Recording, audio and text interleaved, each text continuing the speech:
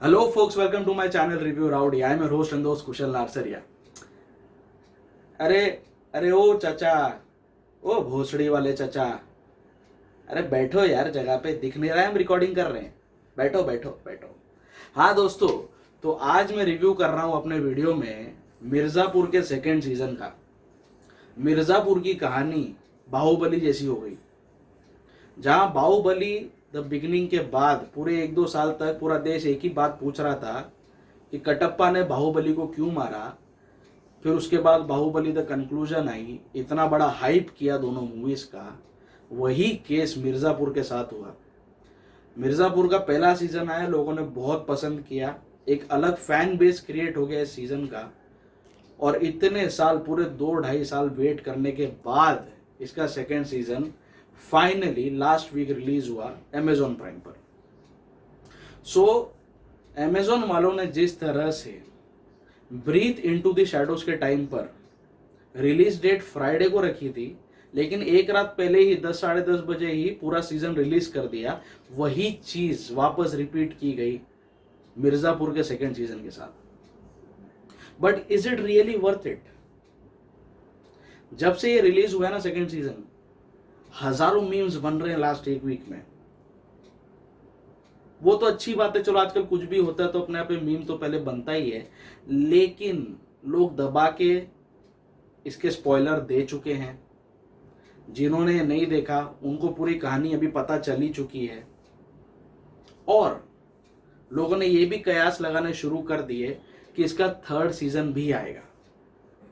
तो जहां पहला सीजन 9 एपिसोड्स का था, दूसरा सीजन पूरे 10 एपिसोड्स का है। हर एक एपिसोड, 1-2 को छोड़ के बाकी सारे एपिसोड ऑलमोस्ट 1 घंटे के हैं। सो अगर आपने अभी भी ये नहीं देखी है और इसको देखने बैठोगे तो 9 से 10 घंटा अपना साइड में रखना भैया। लेकिन अगर आज आप मेरे रिव्यू देख रहे हो तो मैं आपको इस सीरीज में से मैक्सिमम एंटरटेनमेंट निकालने का और अपना मैक्सिमम टाइम बचाने का तरीका बताता हूं। सो इसके पूरे 10 एपिसोड्स हैं, ठीक है। पहले एपिसोड के स्टार्टिंग के 5 मिनट तक इसके पिछले सीजन का रिकैप चलता है। तो अगर आपने वापस नहीं देखी है, आपको लग रहा है कि 2 साल हो गया, मेरा फ्लो छूट गया कहानी से, आपके पास बहुत टाइम है तो पहला सीजन पूरा देखो। नहीं है तो भी कोई नुकसान नहीं है, क्योंकि 5 मिनट में ये लोग ने पूरा पहला सीजन बखूबी बता दिया है। ऐसी कोई चीज नहीं छोड़ी जो आपको नहीं समझ में आएगी या याद नहीं आ जाएगी कि हाँ भैया ये देखा था, now I am in the flow of the story. तो ये टेंशन तो इन लोगों ने दूर कर दी, लेकिन तकलीफ यहीं से शुरू हो गई। 10 एपिसोड्स में से स्टार्टिंग के 5 एपिसोड बिल्कुल भी देखने लायक नहीं है। इतने मिक्स्ड रिएक्शंस मिल रहे हैं मिर्ज़ापुर के सेकेंड सीजन को, लोग पूरी तरह से डिटेस्ट कर रहे हैं, may be because they lost patience. Starting के 5 एपिसोड, सिंस मैं क्रिटिक हूं, मुझे तो देखनी ही है पूरी सीरीज, नहीं तो मैं रिव्यू कैसे दूंगा। स्टार्टिंग के 5 एपिसोड्स मुझे लिटरली लग रहा था, इतनी स्लो, इतनी मरी हुई कहानी थी, मुझे लिटरली लग रहा था मैं मिर्ज़ापुर नहीं, मैं मर्जापुर देख रहा हूं। इतनी मरी हुई पेस, जबरदस्ती के सब प्लॉट्स क्रिएट किए जा रहे हैं, जबरदस्ती कैरेक्टर आ रहे हैं, जो युवा युवती दिख रहे हैं स्क्रीन पे, सबका जोड़ा बिठाया इन लोगों ने। हर एक को एक हीरो, हर एक को एक हीरोइन दी है, सबके बीच में चक्कर चलाने की कोशिश की है, अननेसेसरी बेतुके के प्लॉट्स और सब प्लॉट्स डालने की कोशिश की है। स्टार्टिंग के 5 एपिसोड पूरा पकाया है, पूरा। तो इन 5 एपिसोड में हर एक एपिसोड ऑलमोस्ट 1 घंटे का है। तो मैं ये एडवाइस करता हूं कि स्टार्टिंग का फर्स्ट एपिसोड का स्टार्टिंग का 5 मिनट तो देख लो, पूरा रिकैप तो देख ही लो, उसके बाद और 10 मिनट देख लो, कहानी के फ्लो में आ जाओ। बाद में फर्स्ट एपिसोड से लेकर 5th एपिसोड तक भगाना चालू करो, भगाओ भगाओ भगाओ, और सिर्फ वहां रुकना जहां पर आपको स्क्रीन पर कोई नया कैरेक्टर दिखता हो। जो नया कैरेक्टर इंट्रोड्यूस हो रहा है स्क्रीन पर, वहां पर रुक जाओ, उसका 5 मिनट का सीन देख लो, आपको समझ में आ जाएगा इसका लिंक क्या है। जैसे रति शंकर शुक्ला के बेटे के रोल में, शरद शुक्ला के रोल में है, वो बंदा जब आता है, ये स्टार्टिंग के 5 एपिसोड्स में उसकी एंट्री है, 1-2 एपिसोड में ही आ जाता है वो। सो ऐसे जो नए नए कैरेक्टर आपको दिखते हैं ना, जो आपको पिछले सीजन में नहीं दिखे थे, उनके लिए रुक जाओ, भगाने से पहले भगाओ। कोई नया कैरेक्टर दिखता है उसके लिए रुक जाओ, 5 मिनट का उसका पूरा सीक्वेंस देख लो कि भैया क्यों आया है, इसका क्या लिंक है, क्या रिलेशन है, ये करके फिर वापस भगाना। वो क्या बकैती दे रहा है स्क्रीन पे, उससे आपको कोई लेना देना नहीं, because it did not add any value to the overall narrative. अगर ये स्ट्रेटेजी आपने फॉलो की ना, तो आपके स्टार्टिंग के 5 घंटे के जो एपिसोड्स हैं, आपके आराम से इसमें 3.5 से 4 घंटे बच जाएंगे। 5-5, 10-10 मिनट के देखते जाओ, कहानी के स्टार्टिंग के हर एक एपिसोड का लास्ट देखना, उसका स्टार्टिंग का 5 मिनट देखना, और हर एक कैरेक्टर का इंट्रोडक्शन भर देख लेना। तो आपके 3.5 से 4 घंटे तो मैंने बचा लिए 10 घंटे की सीरीज में से, ऑलमोस्ट 9-9.5 घंटे की सीरीज में से। ये चीज हो गई। अब कहानी पकड़ी है इसमें एपिसोड नंबर 6 से। उस एपिसोड का नाम है अंकुश, एंड लिटरली 6th एपिसोड के स्टार्ट से लेकर 10th एपिसोड के अंत तक एक सीन भी मिस नहीं करना। Watch it bloody completely. I was totally zapped. जैसे ही 6th एपिसोड शुरू हुआ है, उसमें यह दिखाते हैं कि गुड्डू भैया और गोलू अपना बदला लेने के लिए मिर्जापुर आ गए हैं। ये लोग ने मिर्जापुर आने में 5 एपिसोड वेस्ट कर दिए। तो मिर्जापुर ये लोग आ गए हैं, और ये लोग ने 6th एपिसोड के स्टार्ट में ही कालीन भैया की जो कट्टे वाली फैक्ट्री है उसको इन लोगों ने जला दिया। ये सीन इसके ट्रेलर में भी दिखाया गया है, जहाँ पे गुड्डू भैया लंगड़ाते लंगड़ाते लास्ट में आते हैं, और गोलू पहले से बाहर खड़ी है, वो इसको देखती है, इसको देखता है, और पीछे बड़ा सा ब्लास्ट होता है। This is the iconic scene. ये पूरा सीन जिस तरह से एग्जीक्यूट हुआ है ना दोस्तों, मजा आ गया। लिटरली मैं इसके मेकर्स को रिक्वेस्ट करना चाहूंगी कि भले ही आप पूरी सीरीज थिएटर में रिलीज ना करो, इसका 6th एपिसोड का स्टार्टिंग का सीक्वेंस थिएटर में रिलीज करो। मैं दबा के सीटी बजाना चाहता हूँ भरी जनता में, भरे ऑडिटोरियम में। मजा आ गया। 6th एपिसोड स्टार्ट होते ही अली फजल में जो कॉन्फिडेंस दिखा, जो गोलू के कैरेक्टर में, श्वेता त्रिपाठी में जो कॉन्फिडेंस दिखा, वो आगे तक कंटिन्यू हुआ। इसके पहले शायद ये लोग भी डाउट में थे कि जो डायरेक्टर बोल रहा है वही कर रहे हैं, उनको भी लगा, they were not convicted in their role कि भाई चल रही कहानी तो चला रहे हैं। 6th एपिसोड का स्टार्ट यहीं से होता है, और उसके बाद 10th एपिसोड तक मिडास टच है, मिडास टच। जिस तरह की प्लानिंग प्लॉटिंग होती है, जो सब प्लॉट्स 6 एपिसोड के बाद क्रिएट होते हैं ना, it's simply outstanding, simply mind blowing. एक सेकंड भी मिस करने जैसा नहीं है। हर एक कैरेक्टर की परतें खुलती, लेयर्स खुलते हैं। और ये सीजन मिर्जापुर का देखना पंकज त्रिपाठी की आउटस्टैंडिंग परफॉर्मेंस के लिए, अली फजल की फैंटाबुलस परफॉर्मेंस के लिए, और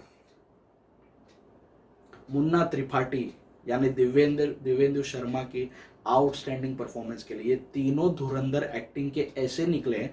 पंकज त्रिपाठी सर तो एक्सपेक्टेड है। फर्स्ट सीजन में गैंग्स ऑफ वासेपुर में हमने उनका काम देखा है, गुड़गांव में उनका काम देखा है। He is a legend now, he is on the verge of becoming a legend. जिस तरह से नसीरुद्दीन शाह साहब, नाना पाटेकर का नाम लिया जाता है, उस तरह से हमारे जनरेशन के लिए पंकज त्रिपाठी का नाम जरूर लिया जाएगा। उस लेवल की एक्टिंग कर सकता है बंदा।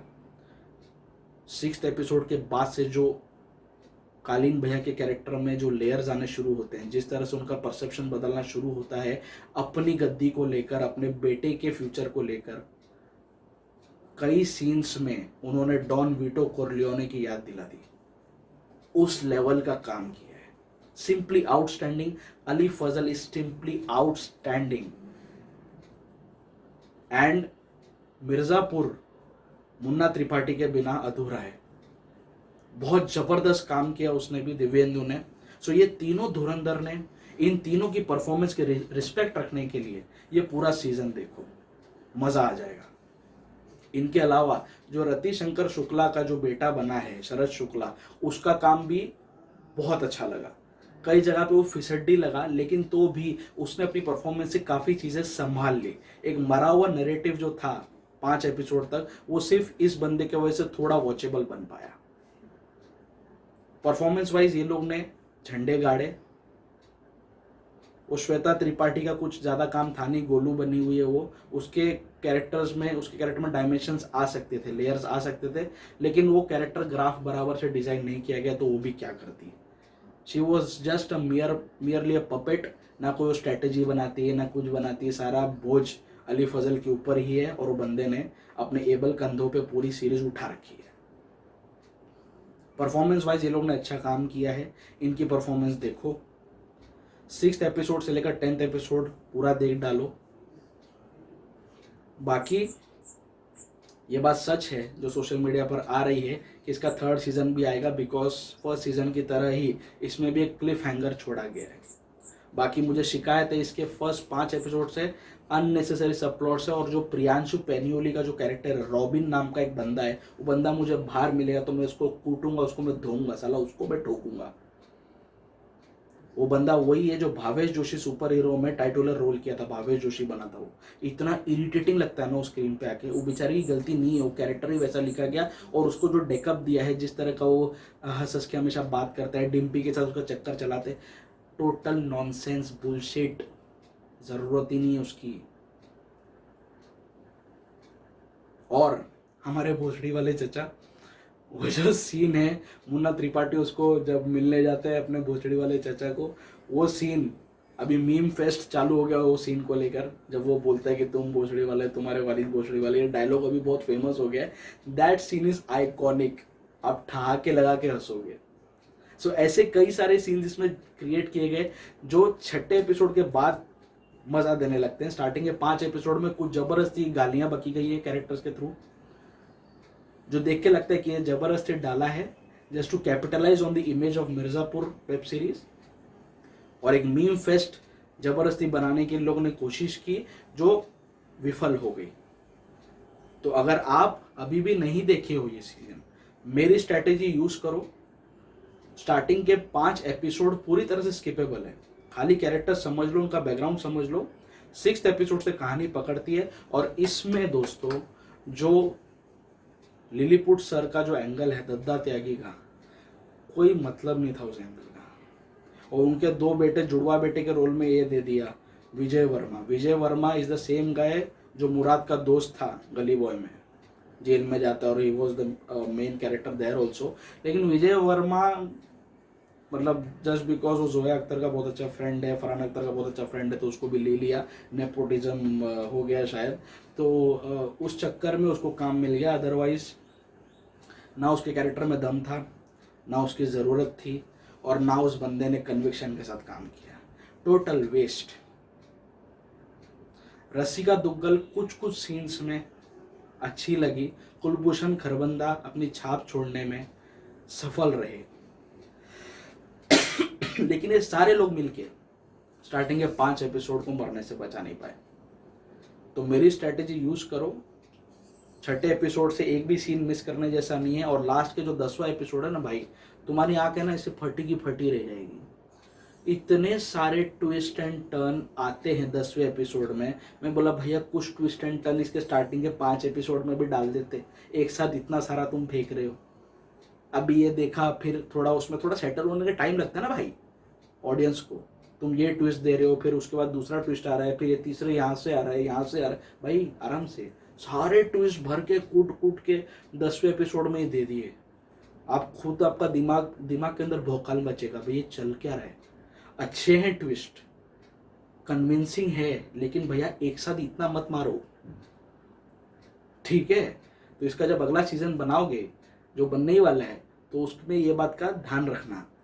और एक बात मैं ये जस्ट बोलते ना, आई एम जस्ट पूछिंग कि उसमें दिखाया है, इसमें क्या काफ़ी जगह पे मैंने ये देखा है ये सीन, जेपी यादव जो सीएम के छोटे भाई होते हैं, सीजन 1 में भी थे वो, जब वो सीएम की कुर्सी पर आ जाते हैं तो एक सीन है जहाँ पर वो अपने बड़े भाई उनके मर चुके हैं, तो उनकी गद्दी वो संभालने के लिए बैठते हैं, उसी चेयर में उसी ऑफिस में वो बैठते हैं। तो ये सीन जो लिया गया है, उनके पीछे एक पूरी बुक शेल्फ दिखाई है। इट्स अ वेरी 4-5 सेकंड का सीन है, लेकिन मेरा ध्यान गया वहाँ पर। सो ये बैठा है मंत्री यहाँ पे और पीछे पूरे बुक्स की शेल्फ है और फाइलें पड़ी है। मैं बोला यार ये जो मंत्री बैठा है ना, और ऐसे जो मंत्री जो भी यूपी में बैठते हैं, जो भी है, ये जितने भी मंत्री लोग बैठे हैं स्पेशली इन बीजेपी, ये लोग साले रेपिस्ट हैं, अनपढ़ हैं, गवार हैं। ये बुक्स कौन पढ़ता होगा? हमारा पीएम खुद चाय बेचने वाला है। तो ये जो चीज है ना, मेरे को जानना है कि पीछे बुक्स में होता क्या है और वो कौन पढ़ता है। ये लोग तो साले अनपढ़ अंगूठा छाप लोग हैं। तो आई एम जस्ट पूछिंग। तो ये जो चीज़ है ना, ये मैंने मल्टीपल जगह देखी और ये मिर्ज़ापुर में भी ये चीज़ कंटिन्यू हुई है। Otherwise the series is very much watchable. जो लोग इसको डिटेस्ट कर रहे हैं सोशल मीडिया पे, उन लोगों ने 4 एपिसोड 5 एपिसोड के बाद शायद देखा ही नहीं होगा, बिकॉज असली कहानी तो 5 के बाद ही पकड़ती है। तो उनकी बातों पे मत जाना, बिकॉज 6th एपिसोड के बाद इट्स टोटली वर्थ इट। मेरी बात मानो, मेरी स्ट्रैटेजी यूज़ करो, आपका टाइम भी बचेगा, आपको भरसक मनोरंजन भी मिलेगा। सो आपने अगर ऑलरेडी मिर्ज़ापुर देख ली है, 2nd सीजन इसका देख लिया है, तो आपका फीडबैक, आपका रिव्यू क्या मेरे रिव्यू से टैली करता है, नीचे कमेंट बॉक्स में ज़रूर मेंशन करना। अगर आपने नहीं देखी है तो मेरी स्ट्रैटेजी फॉलो करो और एंजॉय करो मिर्ज़ापुर के सीज़न को। एंड अब मैं आऊँगा मेरी रेटिंग पर इसकी। तो मेरी रेटिंग भैया 2 तरह की होगी। स्टार्टिंग के 5 एपिसोड के लिए मेरी रेटिंग रहेगी सिर्फ 1 आउट ऑफ 5, और 6th से लेकर 10th एपिसोड के लिए I will give 4 out of 5। सो ये पहली बार ऐसा हो रहा है एक सीरीज में मैं 2 रेटिंग दे रहा हूँ, बट भैया ये इसी लायक है, तो मैं भी क्या करूँ। सो आप मेरे चैनल पर अगर नए आए हो ना, फटाफट मेरे चैनल को सब्सक्राइब कर लो। सब्सक्राइब करने के साथ साथ जो नीचे बेल आइकन है उसको भी दबा दो, ताकि जब भी मैं अपना कोई नया रिव्यू अपलोड करूं आपको तुरंत उसका नोटिफिकेशन मिल जाए। मैं अपने चैनल पर web series, movies, original content, बहुत सारी चीज़ें रिव्यू करते रहता हूँ। सो इसलिए मेरे साथ जुड़े रहिए, मेरे साथ कनेक्टेड रहिए। मुझे सोशल मीडिया पर भी फॉलो कीजिए। मेरा प्रोफाइल है फेसबुक पे, ट्विटर पे, इंस्टाग्राम पे, सभी जगह पर है। मेरी आइडेंटिटी रिव्यू राउडी के नाम से ही है। The digital partner of this channel is 5 digital and the को ब्रांडिंग पार्टनर इज चाय पकौड़ा प्रोडक्शंस। आप मेरे रिव्यूज चाय पकौड़ा प्रोडक्शंस के चैनल पर भी साइमल्टेनियसली देख सकते हैं। तो बहुत जल्दी मैं किसी न किसी वेब सीरीज का या ओरिजिनल मूवी के रिव्यू के साथ आऊँगा। मिर्ज़ापुर से मेरी कुछ एक्सपेक्टेशंस थी जो नहीं मीट हो पाई, but still it's decent, it's watchable, it's enjoyable. इसके अपने खुद के मोमेंट्स है, इसलिए मैंने एंजॉय किया, आप भी एंजॉय करो। मेरे साथ जुड़े रहो, मेरे चैनल पर आते रहो। स्टे ट्यून्ड, स्टे फिल्मी एंड स्टे राउडी।